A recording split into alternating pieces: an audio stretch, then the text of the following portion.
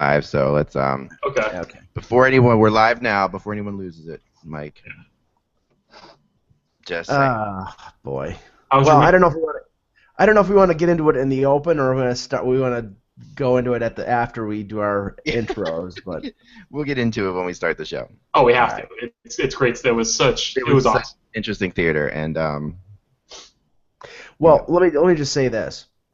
I was in a public forum watching the lottery. I was going to a concert on Saturday night, and the big sports bar right outside First Niagara Center was packed to the rafters. The radio station was there. People from the newspapers that were there. Numerous reporters were there because that was sort of the epicenter. It was overflowing, so I went to another place that was close by. And the reaction when whoever came up was surreal. Somebody had a basket of popcorn, and they started throwing the popcorn at the TVs. I guess they haven't seen much of Eichel then. They're going to be fine. The team. Well, and that it's screwed. we'll talk about the particulars when we start, but yeah. I thought, let's get going. Let's start the show. Okay, so let's talk about. Let's go. We do. We might as well begin. I'm sorry if I feel like when you wake up in the morning, you feel like someone has shoved a tennis ball in the back of your mouth. That's where I am today, and it's like so frustrating. I think it's allergies or whatever it is. Oh, my allergies. Yeah, I feel like awful. I feel like an 80-year-old man trying to clear the phlegm from my throat. Excuse me for being gross, but it's it takes you an hour just to. Oh, I know. I can't even say. I spent 45 minutes this morning trying to figure out how to get whatever it is in the back. It feels like that thing that hangs down the back of my throat is swollen to 10 times its normal size, and I'm like completely. So when everyone's, I completely keep choking up over my words. I'm doing the best I can here. But I feel like those Irish step dancers are doing like a jig on my face. That's what it feels like. Gargle with warm salt water or multiple times with Listerine. That works, but it's just gross. That'll be really fun for this whole adventure. Oh yeah, just gross. Hey Buzz, it's Buzz the dog's birthday, by the way. Hello, Buzz. Yes. Buzz the dog is 6 today. Happy birthday, Buzz. Yeah. Who did you see on Friday? I saw the Tragically Hip. They're a Canadian band. Nice. Do you know who they are? Or? Sure, I'm familiar. Yeah, I mean, it's a tragic moment with the Tragically Hip. Yeah, and I think I mentioned it on Friday. It's like the Tragically Hip are obviously, they're from Kingston, Ontario, same place as Don Cherry, and they wrote a song in 1992 called 50 Mission Cap, which is about the Leafs defenseman Bill Barilko, who died in a plane crash the summer after he scored the game-winning overtime goal that won the Stanley Cup for the Leafs. And, it's a great song, and a lot of Leaf fans love it because it mentions the Leafs winning the Cup. Tragically Hip have played. Buffalo is like a home away from home for the Tragically Hip. They play here. They sell out no matter what venue. They had about 11,000, 12,000 people at First Niagara Center on Saturday, and it was a fantastic show. But they've played here easily over a dozen times, and they've never played, at least the 8 or 9 times that I've seen them, they've never played 50 Mission Cap because it's Buffalo. Right. And Buffalo dislikes the Leafs. So they were doing the tour this time. They were doing the album fully completely, which 50 Mission Cap is on. They were doing it from beginning to end, so they had to play 50 Mission Cap, otherwise they wouldn't be living up to the advertising. And they played it. And they played it in the first verse when he says the last goal they ever scored won the Leafs the Cup, and they're showing the video in the background. The crowd booed. That's good. Yeah, nice. But the second time around, and I yelled obscenities at the people who booed because you're idiots. Because you just wanted to get yourself killed. Yeah, no. No, if I wanted to get myself killed, I would have worn a Leaf jersey. Yeah, or apparently showed up at Long Island in a Caps jersey. That was pretty crazy what happened there. Or apparently, if you were a couple Ottawa Senators fans at the Health Center, a couple young girls who were verbally and physically assaulted. I mean, I have a propensity for disliking Montreal because I'm a somebody who's followed the Leafs for most of my life, but I hate any story where fans of an opposing team are Yeah. abused, and it just sickens me to hear that stuff. It is. There's no excuse for that anywhere at any time. Yeah, I mean, yell at them, whatever. It's part of the experience, okay? But don't get physical and Right. don't get ridiculously verbal that you're insulting them. It was a couple, like one girl I think was 21, the other one was 18, and the worst thing about it was the CBC story that reported it. They went to the security. And the security people at the Bell Center said, "What do you want me to do?" I mean, that's what happened in Long Island. Yeah, the Long Island security guards, which is basically Kevin James wearing a yellow jacket, basically said to these Caps fans, "Well, you're provoking them." No, they're not. No. By existing. You know why that stuff doesn't happen so much in Boston? Because they have cops in the stands. Yeah. Yeah. Right. Yeah. And you know what? Honestly, I'm sorry. I paid for tickets. Right. I'm going into a building. If I want to wear my team's jersey, which is the road jersey, I shouldn't be abused. I mean, you have to expect something because you're invading territory, but you shouldn't be abused. You can expect some friendly banter. I've seen it. I mean, I'll never forget. And this will start the show after this. But I was in Carolina for Game 7. I've told this story before, but I haven't told it in a while. Probably on this. I don't think I've told it on this podcast. I was in Carolina for Game 7 of the Edmonton series, the Stanley Cup Final, and that was an incredible series, back and forth. There was a lot of craziness. So since it's a Game 7 and your team could possibly win the Stanley Cup, a lot of Oilers fans found their way there. They found their way to Carolina, which is no small feat because I did it myself, and you had to go to like 4 or 5 airports to get back and forth. And the Oregon Trail. Oh yeah. Yeah, and bribe somebody with a jade monkey along the way. So I was sitting, and so before Game 7, I was out in the parking lot, which was customary in Carolina because they had the most incredible tailgate ever, and people were inviting me left and right. It's my first Stanley Cup Final I'm covering, so I'm at this thing, and I have invites to like 4 or 5 tailgates. So I'm going from tailgate to tailgate, incredible barbecue stuff. People just like pulling in boats, like actually they were attaching to the back of their cars, boats that were just grill pits and stuff like that. It was amazing. And a bus pulls up. And off the bus comes about 20 Edmonton Oilers fans in full garb, and they like literally get dropped off right next to a tailgate, a Carolina tailgate, and they're all there. And the reaction of the Hurricanes fans were like, I mean, the Oilers fans were obviously scared. They were just like, why are you dropping us here? This is awful. They looked like they were terrified that they'd been dropped there. The Carolina fans were like, come on, guys, let's have a beer. Welcome to Carolina. Wow, must have been a great trip, huh? Crazy stuff. What a great final. And all the Oilers fans sat there and with the Carolina Hurricanes fans before Game 7, and they drank and they had all this food, and then they went in and they had the game. Like, best of luck. At least one of us is going to go home happy. Yeah, that's the reaction of a non-traditional hockey market in Montreal. It's a reaction of cool, normal people. Right. It's normal, sensible people. Yeah, in Montreal or other venues, those opposing fans probably would have been garroted in the parking lot. And that's sad. That's sad to say. It's like, I mean, I believe me, I understand the passion of wanting your team to win, but at a certain point, it goes too far. Yeah, and right. Abusing people in the stands is just not cool. And I'm not slagging the entire Montreal fan base or the entire New York Islander fan base for what happened. But you know what? I know who they are, though. There's a section of Islander fans that only show up when the team's good. You can tell because they have like an Adrian Aucoin jersey on, or they have like a Mike Patrick jersey on. It's like, or maybe they have a Blake jersey. You can tell. Tell, hey, buddy, you're only here to get drunk and be a jerk. The Steve Webb jerseys came out, Dan. Yeah, you can tell. You can tell, like, oh, hey, because it's a small group of fanatic fans. I know the fans there, and you know who hasn't been here in a while. Oh, yeah, you do. I mean, I love that building because of that. You really do. That Islanders group is a really tight-knit group. This is why it's kind of, I'm really interested to see how this plays out in Brooklyn because it's such a different vibe. But I think it'll work, but I think it's going to be different. Yeah. It will lose something. It has to lose something. But it'll gain things, so it's hard to say. But well, let's get started. Yes. Start. Okay, here we go. The 20th of April, right? I'll go last. That's perfect. Cool. Hello, Hockey World. It's Monday, May 20th. Nope. No, it's not. It's not May. Take 2. Too much Dayquil. Oh, let me turn this off. Here we go. Turn off my thing here 1 second. Beeping like crazy.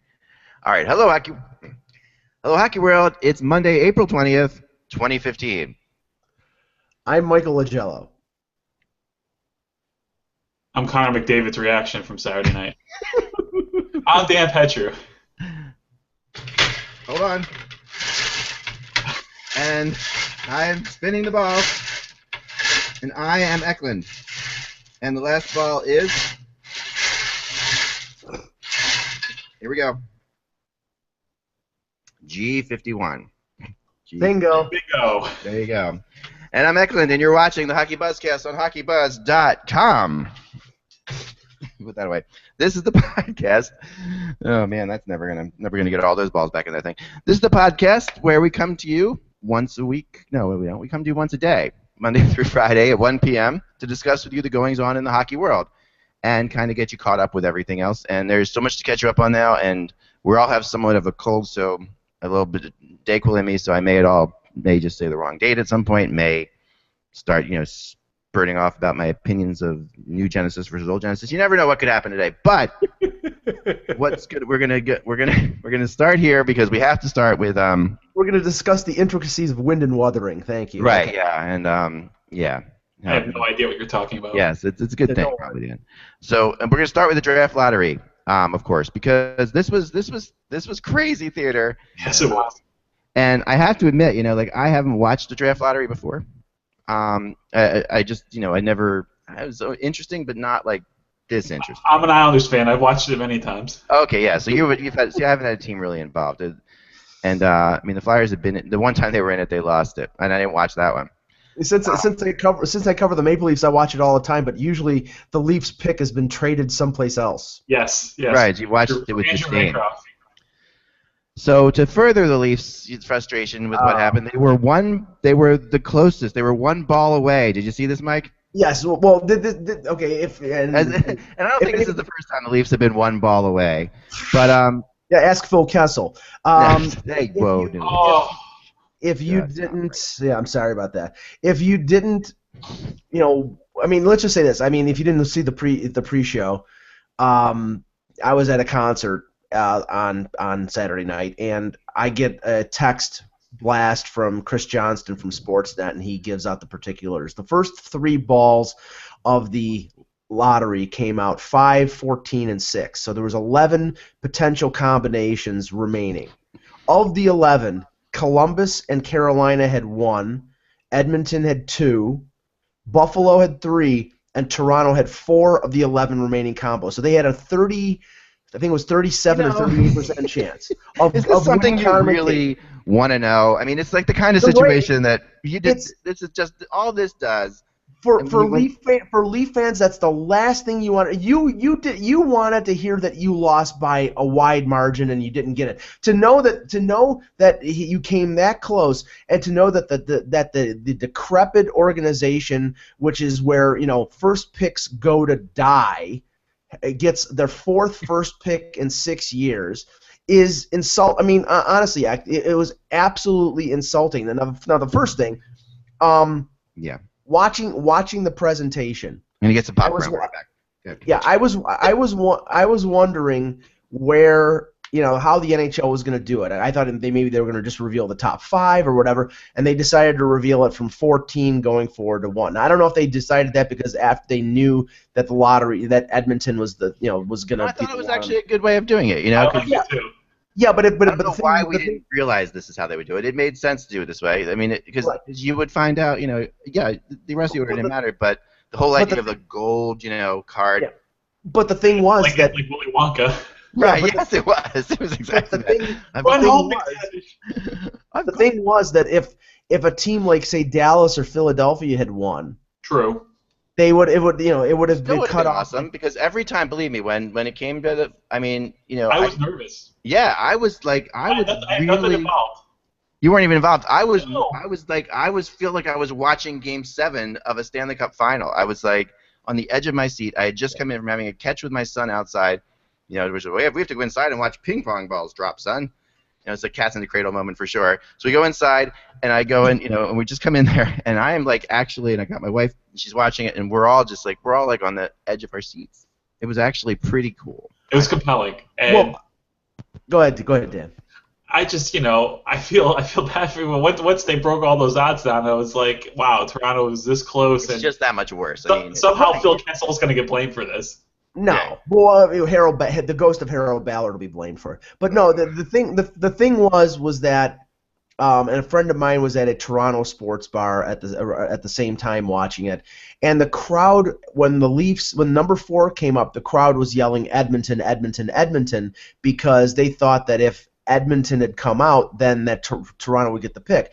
Right. What they would have, if Toronto would have won the pick, they would have said, and the winner of the lottery is the Toronto Maple Leafs. But instead, so it was sort of anticlimactic and surprising in a way. But the thing is, the presentation aside, the result, for the league, Not good. is the worst result possible. And I'm not saying that because I wanted him to go to Toronto or I wanted him to go to Buffalo. It could have saved Arizona's franchise. Yeah. If he goes to Arizona, he saves the franchise. He basically becomes the 18-year-old version of Wayne Gretzky going to LA. Or even Eichel going to Arizona could have made that franchise more relevant. Exactly. Now Arizona has to decide between Hanifin and Strome. So if he goes to Arizona, he saves the franchise. If he goes to Buffalo, he's marketable because NBC Sportsnet probably puts Buffalo on their games a lot next year. It's something to sell. If he goes to Toronto or Philadelphia, it's a massive media market. He goes to Edmonton, where he's going to be the second game on Hockey Night in Canada at 10 o'clock at night. To me, it's the absolute worst case scenario and proof that the lottery was not fixed. But go ahead. If you're an Oilers fan and you look at McTavish's quotes, I'm not trading any of the core. Offense wins Stanley Cups. And if you're an Edmonton fan, you just want to just smack your hand against your face. It's like, hey, Craig, who's won the Cup the last few years? And they did it with defense. The Bruins, the Kings, the Blackhawks, the Rangers are so good because of their defense. It's like you need something in the back end. You need defensemen and a goalie. Yeah, and the fact that Dubnyk is so good somewhere else shows you how bad your system is. Now, unless he's a complete idiot, he's going to trade either Nugent Hopkins or Draisaitl for defensive help. Now, they're not going to. Draisaitl's not going to. Would one of those players for Cam Talbot make sense? Yeah. No, there are goaltenders in free agency they can sign. They have to use their assets to trade for defensemen, and I do think they could get something significant for Draisaitl because Draisaitl was a 3rd pick overall. He's 19 years old. He's a big kid. You don't know what he's going to be, but a lot of teams I'm sure would give up a good defenseman to get him. But the thing is, and Dan, your introduction showed it. The look, I know what Connor McDavid said before to George Stroumboulopoulos. I know what he said afterward. He said it with a little less emotion in his voice. Yeah. The look of him walking down the hallway after he realizes the Edmonton Oilers got him was a look. It looked like it was a scene from The Green Mile that he was walking towards the execution. I can't do anything for 8 years, pretty much. Now the only thing he did, he said, I am not going to like basically Lindros do a Lindros. Yeah, he's not going to do that. But there is nothing, and I will think outside the box here. There is nothing that says that Bobby Orr, who is the agent for Connor McDavid, goes to Kevin Lowe and the Edmonton Oilers and say, we're not going to make a big deal out of this. We don't want to make it public, but he doesn't want to play for the Edmonton Oilers. Mm-hmm.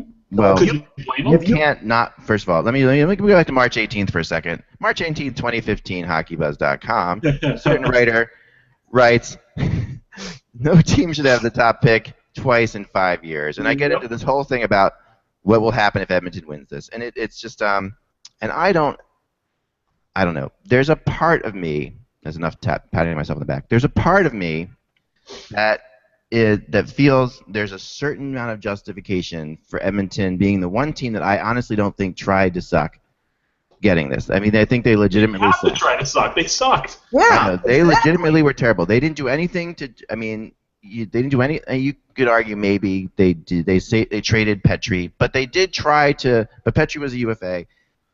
They didn't go out of their way. They didn't do what these other teams did. I thought, and so there's something. Now that being said, of course, I thought actually watching the video of the actual ping pong ball drop later was really fascinating, and seeing even Bettman's response to it being Edmonton was there was a whole sense of, my God, what have we done? That's what I felt like. How. Yeah, I mean, and I'm not saying this as any affront to Edmonton. It's just a reality. This, it is going to be impossible for the NHL to sell McDavid in Edmonton. No, I mean, they'll try. Listen. I mean, and I don't. First of all, there's no way that he's got to go to play at Edmonton. There's no way Bobby Orr can not make a big deal out of anything involving Connor McDavid.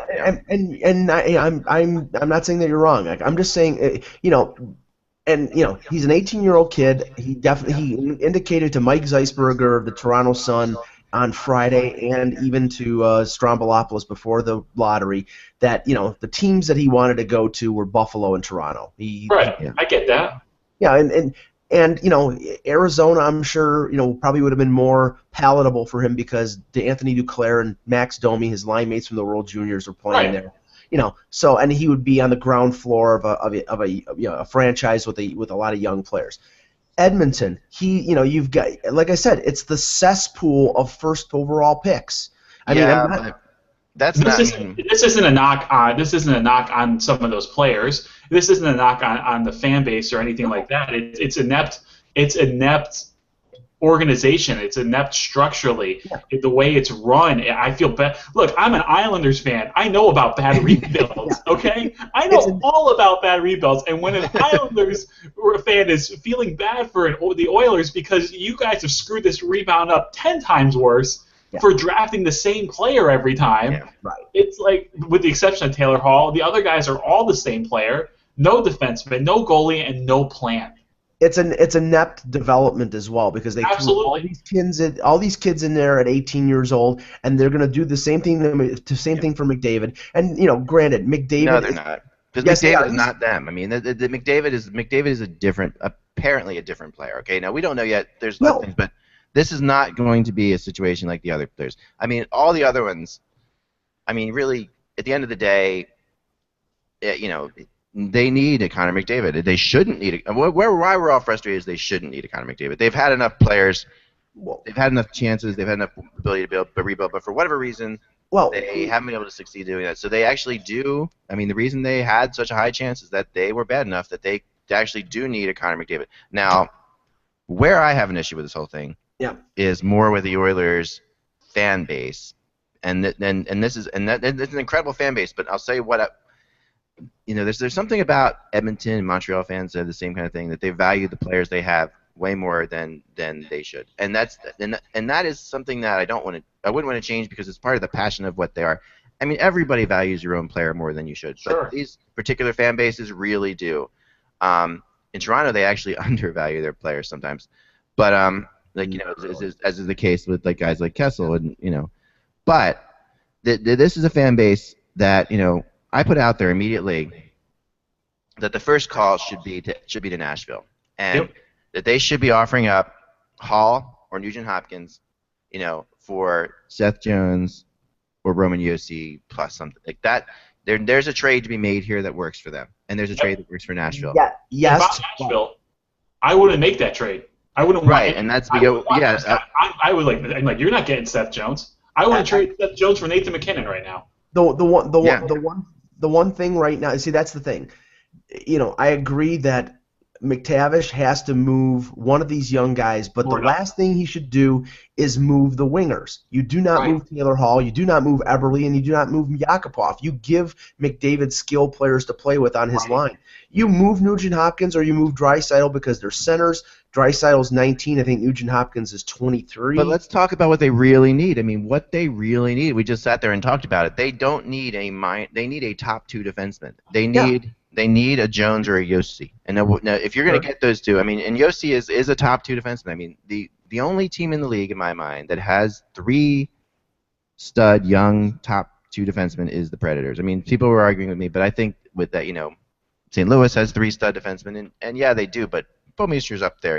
We're talking about 3 guys like, Seth Jones, Yossi, and, but you're There not. might Shea be Weber. there might be a deal to be made with Florida too. Florida has some good young defensemen, not Branson. They do, but to this that has level, to be a but someone. no-brainer deal, Dan. Like this can't be like, oh, we're going to go for a guy who's got a good prospect. This has to be like, okay, we're getting a guy that we know. Like if you're trading Taylor Hall or Nugent Hopkins, But what is Edmonton giving up there? Draisaitl is not established yet. No, they're he's not. That's why Draisaitl is not the player in this deal. Draisaitl doesn't get you anything yet. Okay, so say it's Nugent Hopkins. Yeah. Nugent Hopkins is a smallish number 1 center who Right. a lot of people think on a good team is a number 2. You are not getting a top pairing defenseman Nope. for somebody who's making $6 million a year and is not a number 1 center. And they're not. It makes No, and absolutely I'm kind of with you on that, but that it's closer where I can see the Predators looking at their lineup and saying, okay, we already have Yossi on a reasonable contract.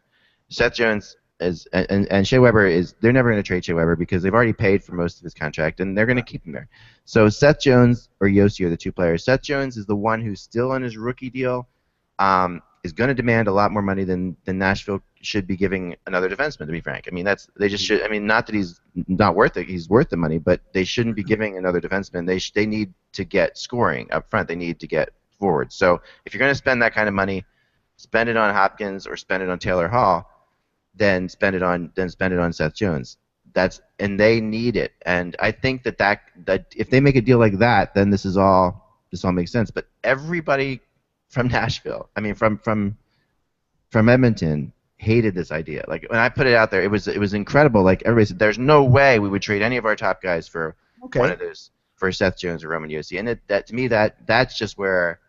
well. This is part of the problem in Edmonton. This is why it's hard for Kevin Lowe to move some of these guys because there's definitely this love affair with these guys. Then what you do? Then what Edmonton? If that's the case, if that's where the fan base is, and then what Edmonton should do, but they're not going to do it. I mean, I think there's like 1 chance in 1,000 that they do it. But what they should do is say, okay, well, Buffalo, you have the number 2 pick. What will you give me on top of the number 2 pick for the number 1 pick? And if you ask for Ristolainen or Zadorov, and you ask for Bogosian or something like that, they're not going to trade Connor McDavid. I mean, Connor McDavid is going to be an Oiler flat out. There's no way. I agree with you. I'm just saying. If you go to here's one, go to Arizona and offer up Taylor Hall for their pick. How about Arizona offering up the number 3 pick and Oliver Ekman-Larsson, who was rumored to be on the block for the number 1 pick? No, you can't. No, Oliver Ekman-Larsson is. See, that's what I'm talking about. I mean, right now he's as good as any of those guys in Nashville.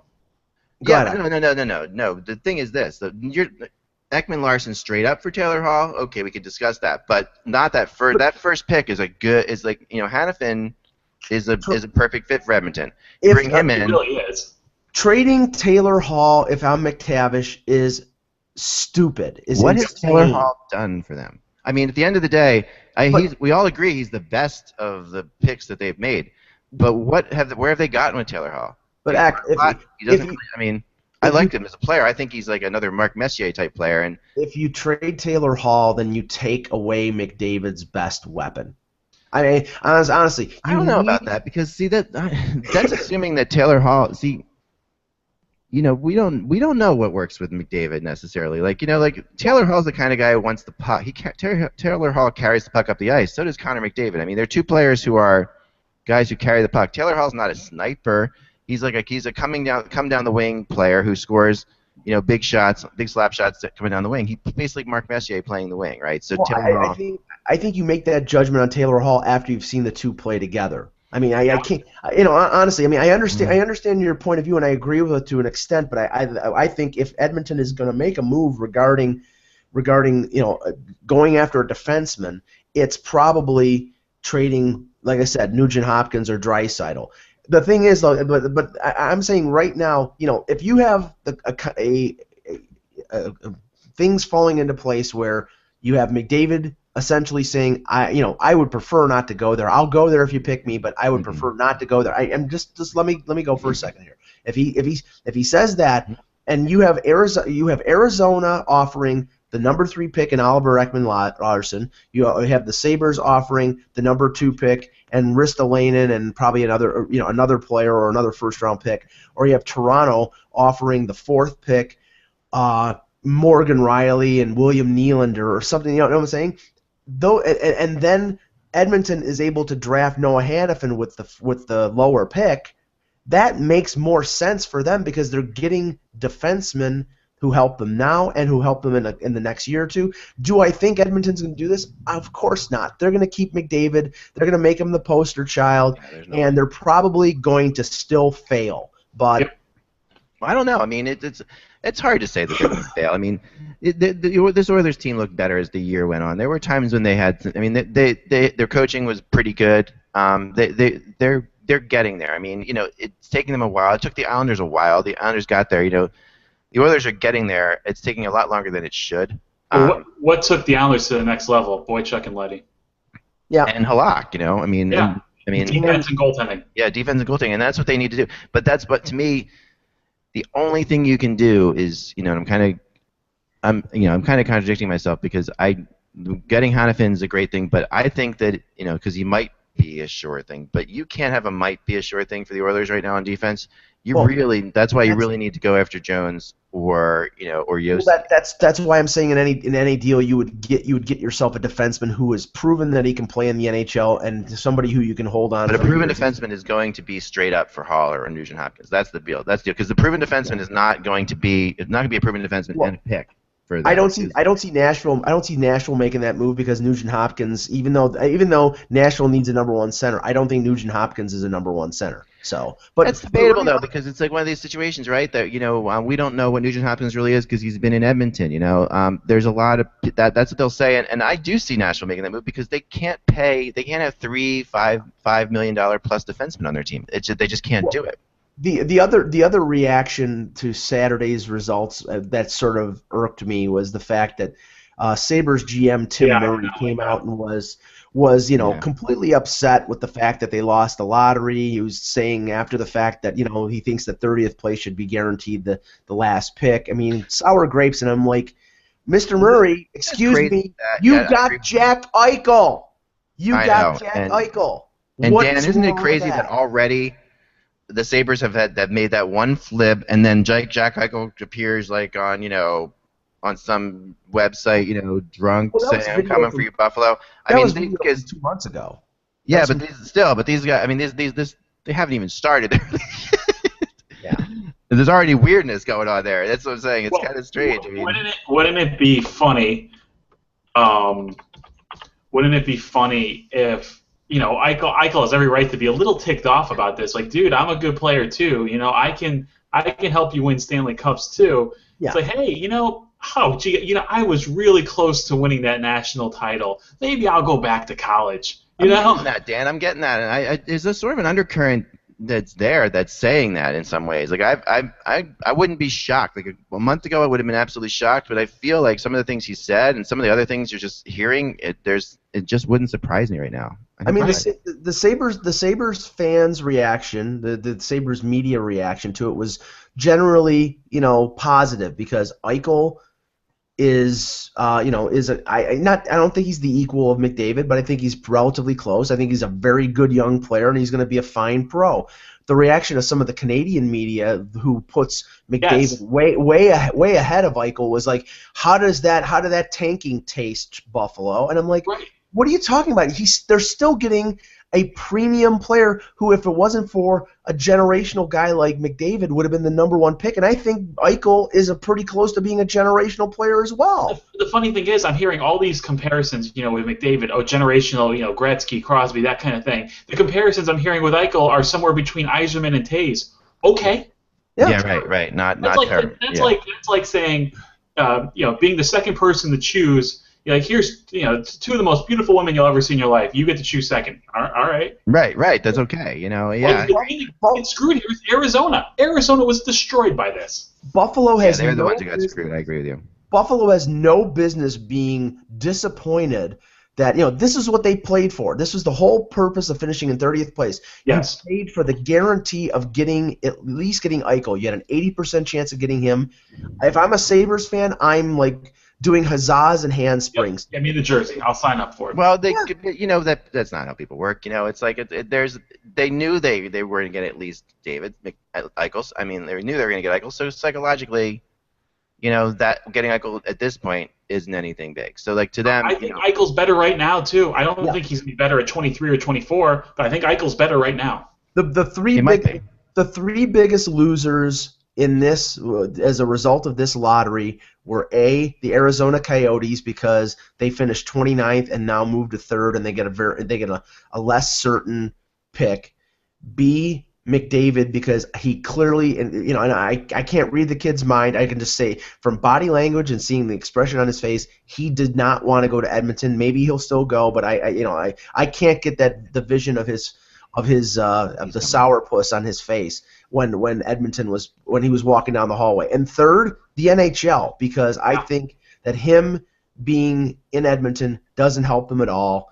And it may help in Canada, and I don't begrudge that, because I know it's a fine franchise and they have a history of winning championships. But it would have been much better if he went to Arizona or Buffalo or Toronto or another team. Well, we talked about this on the Cranky Hockey Writers with Eric Tahashik, and I talked about it briefly. It's just there is something good about this from Canada's perspective, because they have not gotten a generational player in a long time in Canada.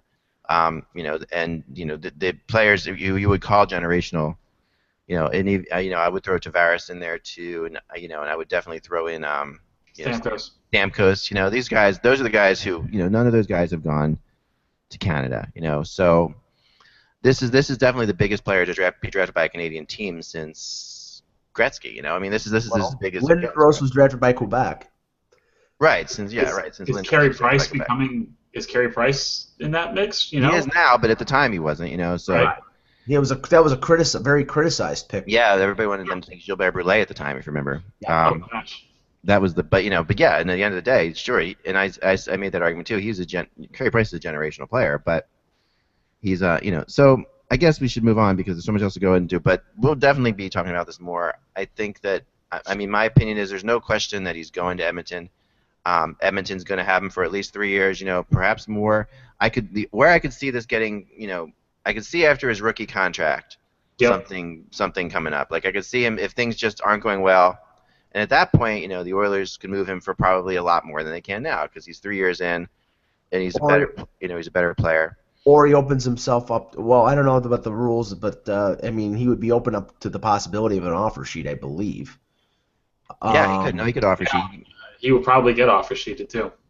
But that's the worst thing for him to do, and this because if Shea Weber's taught us nothing, that's like the offer for him to offer sheet himself would be basically putting his career forever in Edmonton because he could do what Ryan O'Reilly did and do a short-term offer sheet and just make it. Yeah, maybe short-term offer sheet possibly, but for the most part, yeah, I think he would just basically say, listen, I'm not signing here, I'm holding out at that point. 3 years from now, but he's going to play his 3 years. He's going to play 3 years there, and maybe more. And this is the other thing that's weird about Edmonton is that last thing I should say on this is that as crazy as that situation is, have we heard any complaints from Eberle, Ryan Hopkins, Hall, any of these guys? Not really. Yakupov a little bit, but that's about it. Those guys don't seem okay with it, and they were all big name players they've re-signed contracts in Edmonton, and they've signed because they got the big money after their entry-level deals. There was no rich deal on any of them. Yeah, they all went to $6 million. Right, and they had to do that. And the Oilers had to do that. But at the same time, we haven't even heard the slightest inclination from anyone on the inside that they wanted out. It's not even been and I agree that Edmonton had to make those deals, and that's why Edmonton has gotten themselves into trouble. Those guys make more than John Tavares, all of them. I know. Yeah. No, I know, and that was the whole. No, I agree. There's so many elements to this. We'll get into more, but let's get into the games. Let's start with your series, the Islanders Capital series, Dan. It's already really been, the first game I thought lacked kind of a certain amount of flair, but it's picking up, don't you think? Yeah, definitely. I definitely think there's the hate level between the teams is rising as well, and it's a close series. I still think this is going to be a long series. I think the Islanders took advantage of a Capitals team that maybe was sleepwalking a little bit in Game 1 and Holtby was sick. He obviously wasn't at his best, but boy, Holtby was outstanding yesterday. And through 40 minutes, that game could have easily been 5-6 nothing. Holtby gave them a chance to win that game. The Capitals made adjustments. They dominated their third period. The Islanders, they bent. They gave up a goal, but they didn't break. They kept throwing things to the net, and they got a fortunate bounce that went in, and that place exploded. And it was especially after Ovechkin's comments after Game 2 that the Verizon Center is louder than the Coliseum. I thought that was humorous, and I think you could hear the "Can you hear us?" chants. I thought that was pretty clever. And the Coliseum was rocking last night. I think even with the noon start, I thought that I've heard it louder. I think tomorrow night at 7:30 prime time Tuesday night, I think that place is going to be a madhouse. And boy, I expect every game to be this close, 1-goal games. I expect more overtime in this series too. And you could see the matchups too. The Capitals at home at Game 2 were able to get who they wanted on Tavares, and then Boychuk and Leddy Game 3 were able to shadow Backstrom and Ovechkin, and you can see the difference. Big time. The Islanders they were up 3-1 in Game 2 and playing against Philip Grubauer, and if they would have been able to hold on to that lead, they'd be up 3-0 in the series. It's still a series.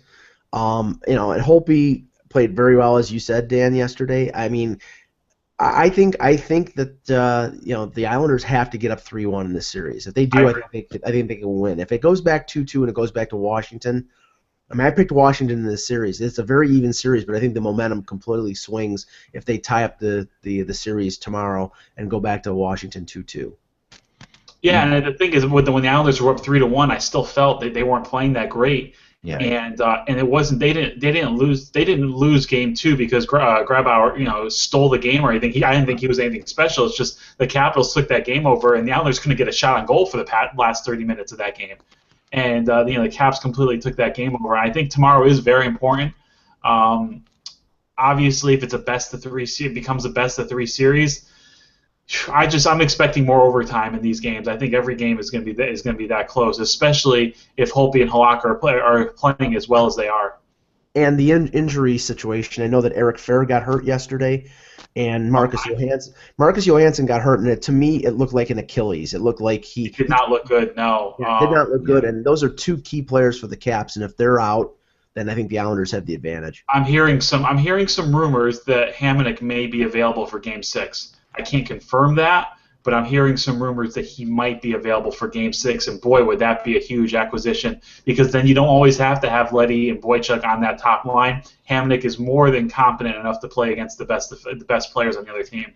Yeah, I made the point when I did the preview for the series that Hamonic, he matched up against Crosby 2 years ago, and I would assume if he was in the series, he'd be matching up against Ovechkin and Backstrom. So yeah, if they get him back and he's anywhere close to 100%, that's a definite advantage for the Islanders. Boychuk and Leddy were outstanding yesterday. They were the two. They were just the two anchors back there that really did a great job. You saw that play at the end of the second period. Boychuk, out of position, falls down, all effort, gets the puck clear, they get to intermission, they calm things down a little bit. What they've added to this team can't be, besides the points and the block shots and just the experience and the all-out effort of what it takes to win in the playoffs. That's what you see right there. Guys giving themselves up, and you see it rubbing off too, because there was a play late in the game where Josh Bailey absolutely went Superman, flying as far as he could, sprawled out to clear the puck, and the much maligned, Josh Bailey leads the team in points in the playoffs right now. So, with Tavares and the top line being checked so tightly, the secondary scoring becomes key. And guys like Bailey, guys like Oposa, who was unbelievable last night, those guys got to step up. And boy, you guys have seen it. The Islanders' fourth line is just a freight train right now. They're an absolute game changer. They wear the other team down with good physical play, and they're like 3 little piranhas. You have Martin, who's a big boy, but then you have Clutterbuck and Cizikas, who are both under 6 feet, but they play like they're 6'5". I saw Matt Martin take a couple runs at Ovechkin, and I was laughing. It was hilarious. Oh yeah. Let's move on to another series while Ekka's answering his door. The Canadiens went up 3-0 on the Ottawa Senators, much to my chagrin, as Dale Weiss scores the tying and the game-winning goal in overtime. Dan, I had predicted the Senators in this series. I thought they would carry the momentum from the regular season. I didn't think Montreal was going to get secondary scoring like they did last year. Weisk scores 2 goals in Game 3. They get a 3-point performance out of Brian Flynn in Game 1. Right. It's and Andrew Hammond. I think the bubble burst on him in the first 2 games, and the goal that Anderson let in, I thought was pretty weak in overtime. It shouldn't have counted because if you watch the replay that's been out there of Brandon Pruss with the hand pass, the play should have been blown dead. But the momentum was in Montreal's favor after they tied up the game, and now I think Ottawa's just going to get swept here. I mean, what did you think of the series? Oh, it's funny because everybody seemed to be jumping on the Senators bandwagon, and I wasn't ready to count off the Canadiens. I felt the Canadiens could win this series. I thought it would be a close series. I thought it would go 6 or 7 games, mostly because of the Canadiens' lack of scoring. But I still think they were sound defensively, and Carey Price is the best goalie on the planet right now. Despite what Hammond's done or what Dubnik's done, has there been anyone more consistent than Price for the entire season? And he is. I don't think the Canadiens are a great team, but he makes them a great team. And as long as he's between the pipes, they have a chance to win every game. I do think Hammond has come back down to earth. I don't think he's played horrific. I don't think he's been a disaster, but he's let in some, they've lost those games by 1 goal, and there's been some squeaky goals that have gone in. Yeah. And, boy, Anderson last night, is that a microcosm of his career where he could play spectacular, look unbelievable, and then let in a soft goal or a questionable goal all within the same 10 minutes. And it just seems like something he's done so many times in his career. And I think, I like the Senators moving forward. In the next couple of years, I love some of the young players they have, some of the young talent they have, but maybe the clock's striking midnight for them. I think that the worst thing that could happen to them was everyone making them a favorite. Right. I didn't see it, though. I mean, everybody was. I didn't see it. I mean, I didn't see it either, but it was amazing. I mean, the overwhelming support they had in this series was, it really did. That wasn't their role. That wasn't how they were. I don't think this is ending in 4 or maybe even not 5. I think this actually series could go to 6, but I still think that I think the Canadiens take the series, but I think that we might see a better, more relaxed Senators team. I don't think everybody made them the favorite. I think everybody recognized the flaws in the Canadiens, and I mean, if they win this series, but in order to do that, you have to think the flaws are less in the Ottawa Senators, which I never saw. I mean, I think the Senators have the same flaws the Canadiens have, and just less experience. The Senators are at this point are losing this series because of their goaltending. Because Hammond let in 4 goals in the second period in Game 1. He let in a couple bad goals, including the overtime goal in Game 2, and then Anderson let in the bad goal in the overtime in Game 3. So, I mean, it's Carey Price hasn't been standing on his head ridiculously good. He's been good, and Carey Price can stand on his head, but he hasn't really had to in this. I can't remember a 10-bell save that Carey Price has made. I just he hasn't had to, because this Ottawa Senators team's not putting anything on him really. I mean, they're not really throwing much at him. Yeah, there hasn't been much getting to the net. There hasn't been. Ottawa hasn't gotten in between the faceoff circles that much. They haven't gotten to the crease that much. And remember, Montreal, even when they beat Boston last year, who was the President's Trophy winner, in 7 games, they didn't look incredible doing it. I mean, Montreal doesn't look incredible doing things. They just don't. They don't. That's not their MO to win. They surprise. They will win a series because they will just get timely goaltending. Not always great throughout, but timely goaltending, and they also will score big goals at big times. That this Canadiens team has a way of doing that. They really are a clutch team, much more so than they are a skilled team. They have a certain players on this team and that come up big at the right times, and they always have. The last two playoffs especially.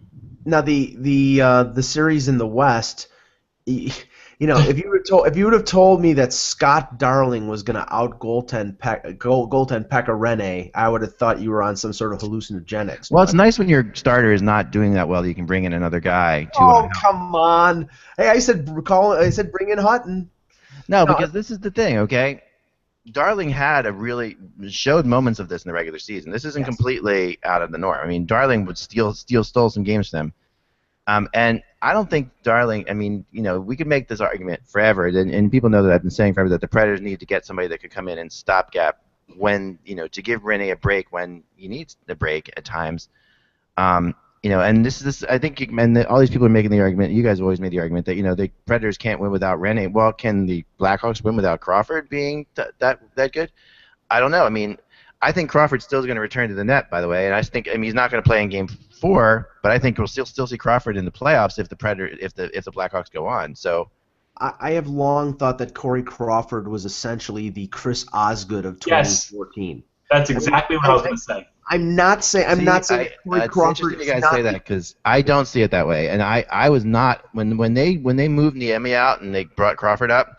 I was really against it, and that whole next year I thought that Crawford was that, and when they won it, even when they won it, but last year and then watching him play, I think over the last 2 years, Crawford has turned into the goalie that they thought he was. I mean, he really is that good. He does make spectacular saves now. He's he's a good goalie. He's a very good goalie. He's Chris Osgood. He's a B+ goalie on an 18. No, because Chris Osgood never would make the spectacular saves. Osgood did make some saves for the Red Wings. I mean, Osgood's MO was he wouldn't lose the game for you, but Crawford actually won games for the Blackhawks last year in the playoffs. I mean, he did. This year so far, no, of course, but last year, if that won Minnesota's Wild series, there's no way the Hawks got by the Wild without Crawford being incredible in that series. Yeah. But I mean, I think that they will ride Darling until he loses a game. If they go up 3-1, and let's just say Nashville without Shea Weber, he's going to be out for Game 4. I mean that's a significant loss. That's a crushing blow for the Predators. Yeah. I mean that's just there's no getting around that. As much depth as they have back there, he's more than just a big player. He's actually a quarterback. If you watch the Predators play a lot, and I do watch Predators play a lot. Whenever the puck's coming into the Predators zone and you got the two defensemen on the Predators coming back and skating backwards and the forwards picking up their guys, you just watch Shea Weber is guiding everybody to where they need to be. He's not just a great defenseman. He actually is the guy who he steers everybody into their positions. The whole team runs through him. Yeah, it's way more than most defensemen. So it's like they could have lost anybody else on that team and had a better shot. That being said, I thought they played pretty well yesterday, honestly, and I didn't think it was that. Considering that was definitely the Hawks' game to win, it's their first game at home in the playoffs. They're riding the Darling thing. That was the Hawks' game to win yesterday. The Predators were in that game until the third period, and then they really, they sort of they laid back a little bit, which I was actually kind of happy about that they didn't, because I think the Predators needed to not. There's some games in the playoffs where you just kind of have to sense that it's just not your day.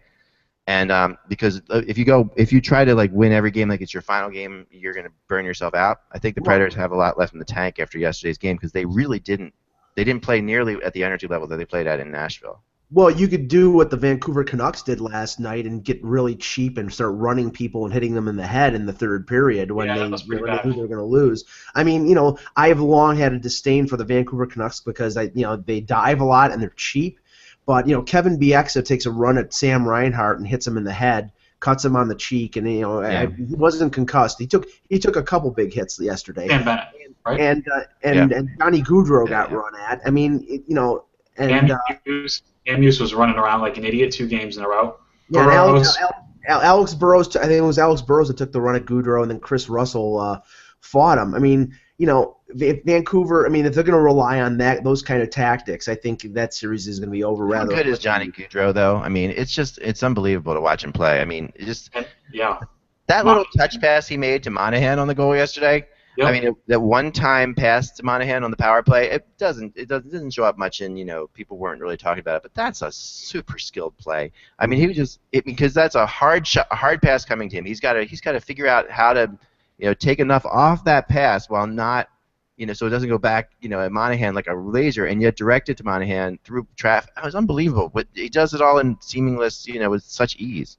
And Monahan and Bennett and Gaudreau and the young and the defensemen that they have, and when the Giordano comes back next year, boy, they're an exciting team to watch. They're an exciting team. And look, I know Hartley was no saint the other night, but what the Canucks did last night was same. It's why they're so unlikable. It's why they've been viewed as so unlikable by the rest of the league. And they score a goal to make it 4-2, and then Burrows does something stupid like that and puts his team on the penalty kill for the rest of the game.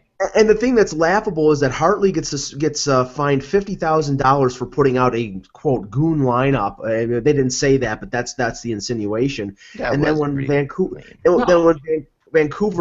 then their players in the third period start running around and taking runs at people. I like to see Willie Desjardins get a $50,000 fine because I think he should be responsible for his team's irresponsible actions. Derek England can play hockey. Yes, he can fight.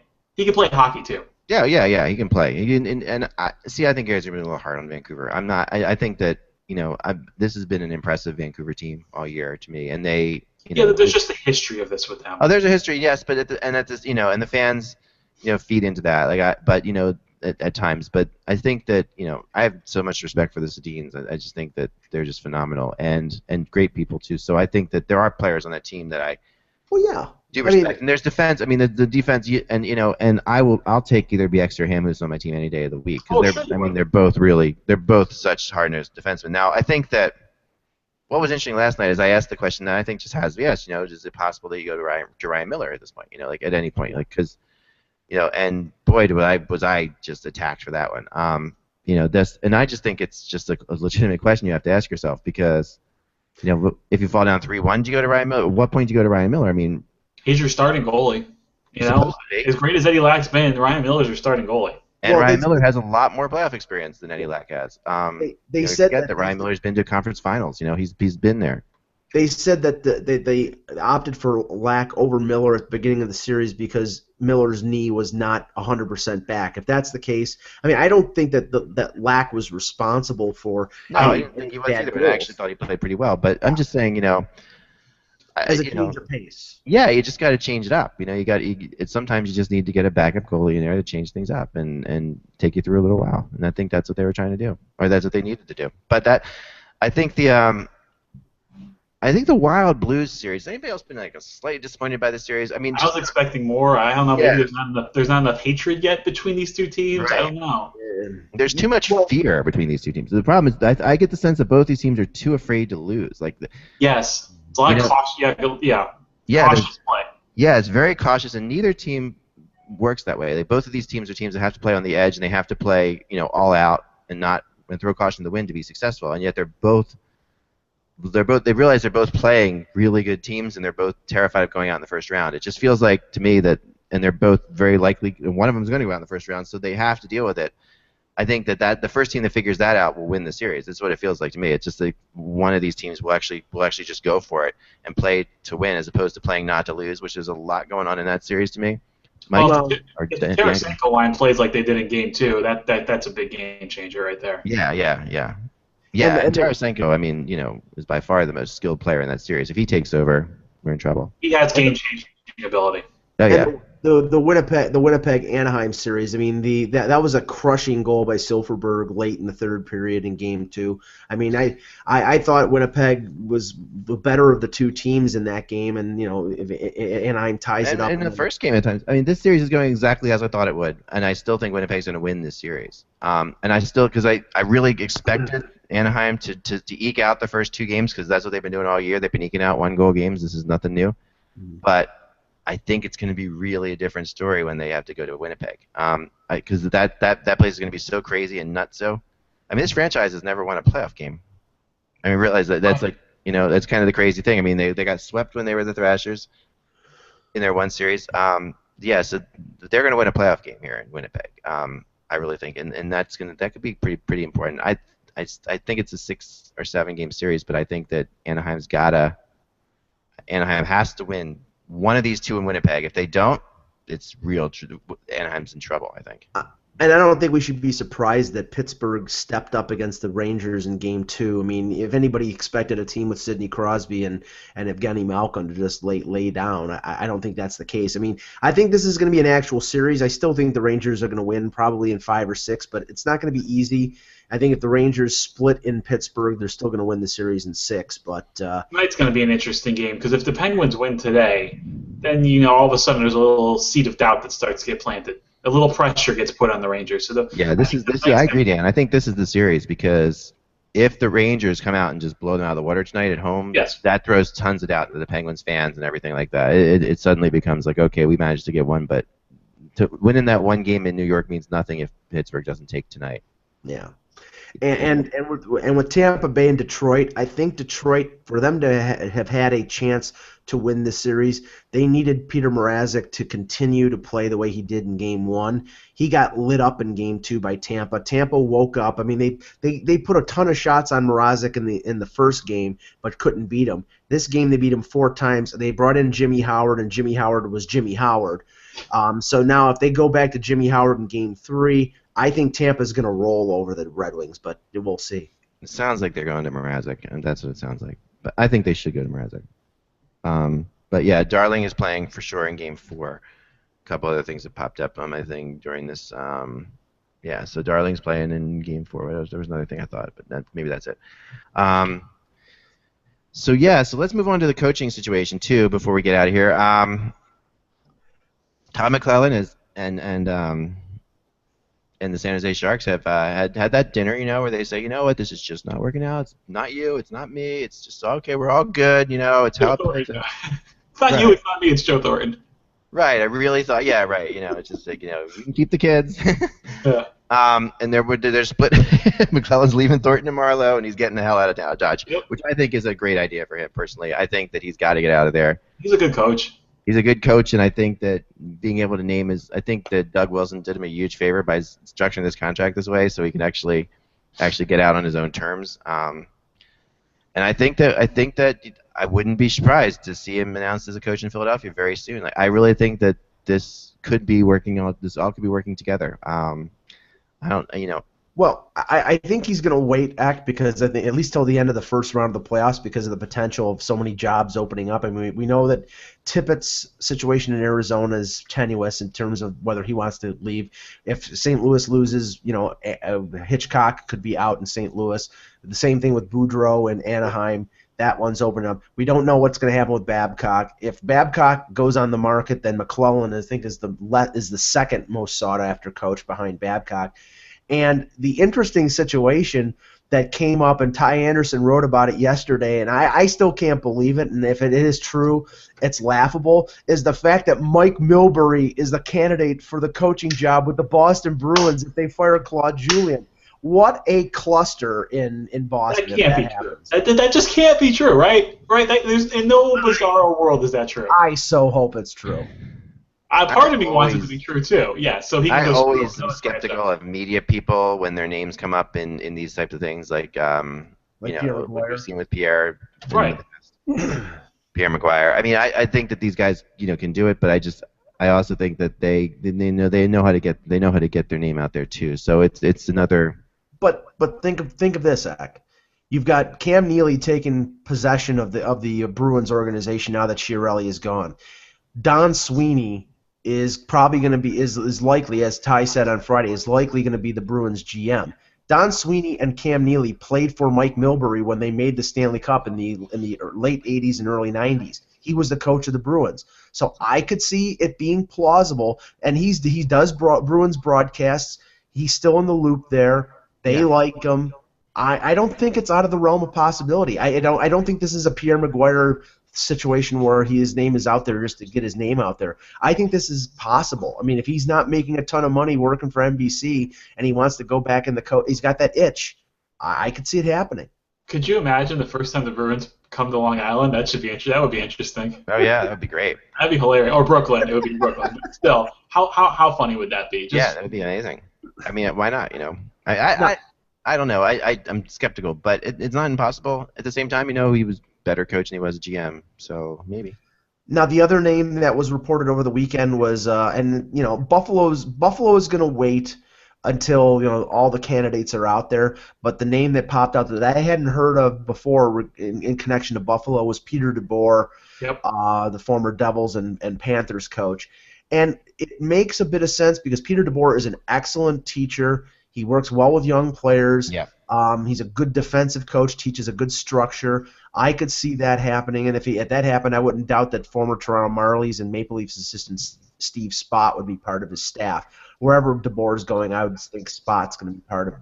He would be a great fit in Buffalo. I really think that. Yeah, me too. I like DeBoer a lot. Covered him a lot during that Cup run, and got to know him pretty well. And I think he's really he's really an underrated coach, and I thought Agreed. kind of got screwed by the Devils. I thought they never should have. He was not the problem there at all, but. Nope. But that's the Devils too. Lou Lamoriello will not, he just changes when he wants to change, which is good. But that's the way he plays things. But the most interesting scenario now is Edmonton. I mean, Todd Nelson, they haven't made a decision on him. But now with McDavid, I mean, is this going to be an attractive destination to go to for, maybe Babcock, maybe McLellan? I mean, do you think? Next question. I don't think so. I don't think this changes anything in Edmonton. I don't think that because there's still too much. See, the whole Oilers situation is not just the fact that the team can't win. It's the way the whole thing is structured from the top down. And there's a lot of people who don't like the way it's structured. I've talked to so many people who say there's too much control from the people above the GM even. So a coach there has so little control. It's a hard situation to imagine a guy really liking. Not to say that someone wouldn't go there, but I don't think this changes it. If it's going to happen, it's going to happen either way. I don't think McDavid changes it. They have become Long Island West. The stigma was with the Islanders, which is finally being lifted. That stereotype and stigma is now there with Edmonton. It is the same exact kind of situation. Yeah, because it is the same kind of committee thing and all this stuff, and who's really calling the shots. Right, the organization's not trusted. Yep. It's not an attractive place for free agents. That's what it is right now. And that's a recipe for disaster. I mean, when Charles Wong is more interested in getting the Lighthouse project built, and Daryl Cates is more interested in getting the new building in Edmonton built rather than putting an effective team on the ice. I mean, understand that the island is a hell of a lot more attractive for players to come to than Edmonton. That's nothing against Edmonton, but the island. The cool thing about the island, and I've talked to players who play there, just love it because you're in New York, but you're not in New York. So that's the same thing with the Devils. I mean, the Devils have the same thing, but the Islanders have it's just nicer on Long Island than it is in North Central Jersey. So I mean, that's just the bottom line. There's some beautiful houses in Northern Jersey. Don't get me wrong, but the island has its own appeal to it. I think that. But now they're in Brooklyn, so they're kind of in New York. I mean, other than Thomas Vanek, I don't know anyone from the Islanders who's going to be sad that they're moving to Brooklyn because he said that was a determining factor of him not re-signing with the Islanders. They can still live where they're living and just hop on the train and be in Brooklyn in 30 minutes. Right. Yeah. Yeah, I think it'll be fine. I'm looking forward to seeing a game there. It's sad and all good. It's something that had to happen, I think. So at the end of the day. But yeah, I think we're going to see. I think we're going to see McLellan go before the end of the first round, and I think the fact that we saw him decide today is telling. Like, there's no reason for him really necessarily to decide today if he's going to wait till after the first. Like, he might. This in a way is trying to get in front of the Babcock situation, I think, and it's a way of getting And that's what team interviews with the Flyers. Say he comes in interviews with Philly or even Boston, which I've heard too. And that might be right, but remember, he's going to be coaching Canada for the World Championship, so he'll be gone in May. He'll be in Europe in May, so that he may want to move ahead of the situation and get his new job lined up, or he may want to wait until after he comes back from Europe and wait until the latter part of the playoffs when a lot of the coaching situations are clearer. Right. Yeah, I mean, he can also be interviewed over there. Yeah.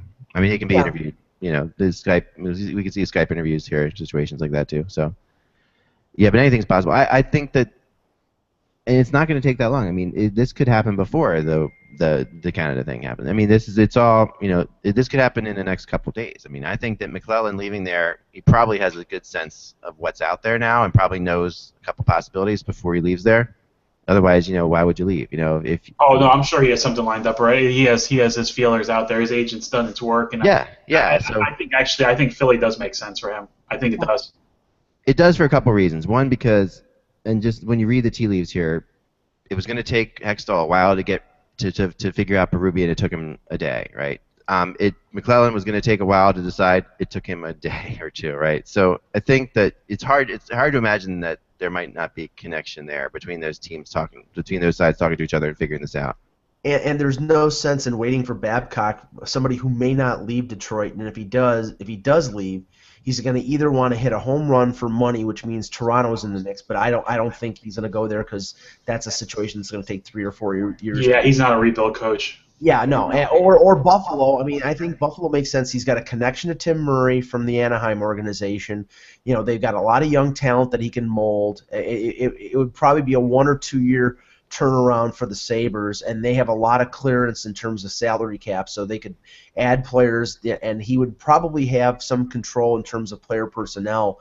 So, I mean, Buffalo would be open, and then the whole thing with Pittsburgh as well. If they lose in the first round and decide to move on from Johnston, I mean, maybe the possibility of coaching Sidney Crosby would be something that would be attractive to Babcock. And I think the Flyers see that. I think the Flyers see that Babcock's a long shot in general. And the general feeling, still talking to people around the NHL, is he's not going to leave Detroit. So, I mean, at the end of the day, especially if Detroit has a half-decent series, when they already have won one game against Tampa. So if they win a couple more games, I'm not saying it all determines that, but if Detroit does get out of this series and they would end up having to play Montreal next, right? Or potentially Ottawa, I mean Montreal, we're going to say. I mean, I think that then it's not unfeasible that Montreal could fall to Detroit as well. So I think that, if that's the case, then McClellan's going to go before Babcock's done. Yeah. By far. So I think McClellan's got something up his sleeve already. Could be New Jersey too, I heard. I don't know. We'll see. We'll see for sure. But I guess that's all the time we got here for today. Yeah, I'm gonna miss doing the draft lottery simulator. I was just thinking about that. I'm like, what's there to simulate right now? I could do it just for fun. No. No thanks. Because it's coming up. NHL lottery simulator. It's still up there. Still up there. Let's see. Here we go. I'm going to run the lottery right now, and the winner is San Jose. How about that? The Sharks having just lost Todd McClellan. I bet McClellan stays if they get. You would have stayed probably, right? Yeah. So there you have it, guys. All right, remember, guys, we'll be back again tomorrow. Thanks for watching and your continued support. Kevin Allen will be back with us tomorrow, and we'll talk to you then. Without the buzz, it is just hockey. Talk to you soon.